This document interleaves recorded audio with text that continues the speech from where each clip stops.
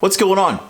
Are you in a relationship, whether it's a business partnership or it's a marriage, and you feel like you're at your end? I hope this helps.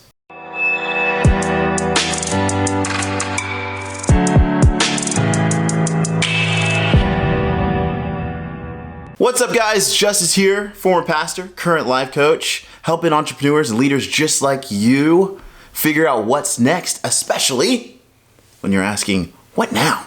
So I wanted to kind of tap into love, the L word, love. And I wanted to talk about like the one real rule for love and what it looks like. So I'm tapping into my expertise is a pastor. And so I've done marriage counseling, I've done just all kinds of stuff with a lot of different relationships, helping husbands and wives figure out how to make things work. And I thought today I would just kind of share what it really takes, the one rule for love. It's super simple. I guess this isn't going to be a really long video, but it's sacrifice and some compromise. And so this all came from a conversation I had with one of my clients who is an amazing business entrepreneur, has done really well for himself, but that's really his sweet spot. And where he's really having a hard time is in the marriage. And having seen this time after time with different people of hey, I'm really struggling on the relationship side. I'm really struggling with my spouse, my partner, my whatever. While I'm killing it in the business realm, my relationship is suffering. And if business isn't hard enough, it's hard enough to come home and feel alone. And I hear that with, so many people that they just really feel alone. And so what they end up doing is spending more time on work because the relationship sucks. And so they don't want to deal with it. They don't want to face it. They feel like they've given up. And so they just go even more into work. And their spouse goes more into whatever else is doing. And then usually someone cheats on somebody and the rest is history. And so if I can save one marriage today with this video, I want to share it.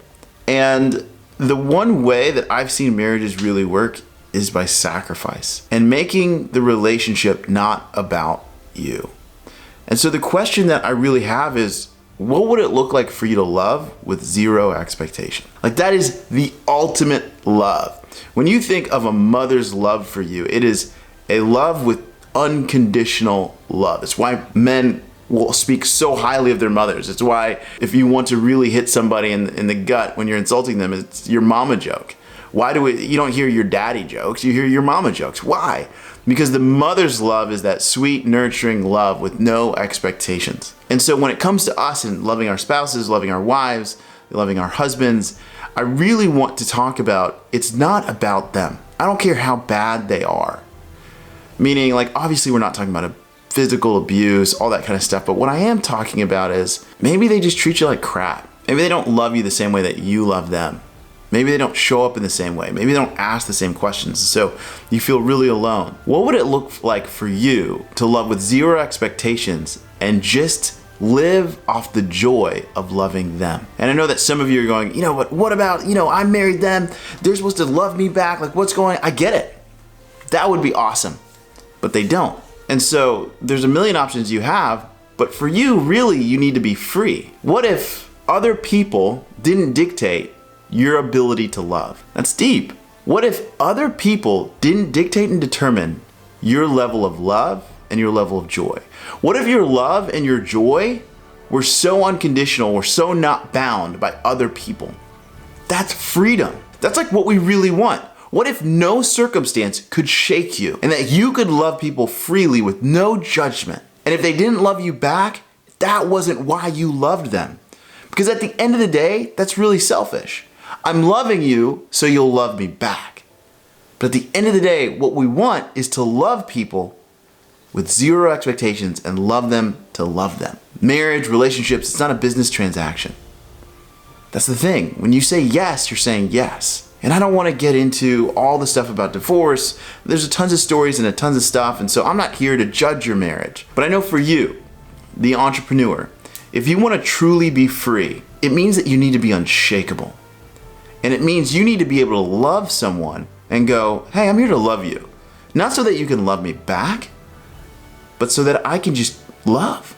And if you think about it, the reason you're unshakable in business, think about all the things that have happened in your business, all the ups and downs.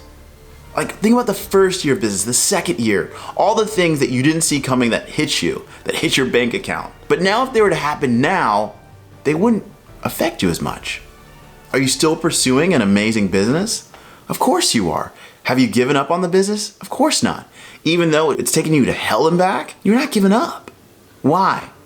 Because you are determined to create something special regardless of how your business treats you. So why do we change it for our marriages and our relationships to where it's about them giving us something back? So I want to encourage you.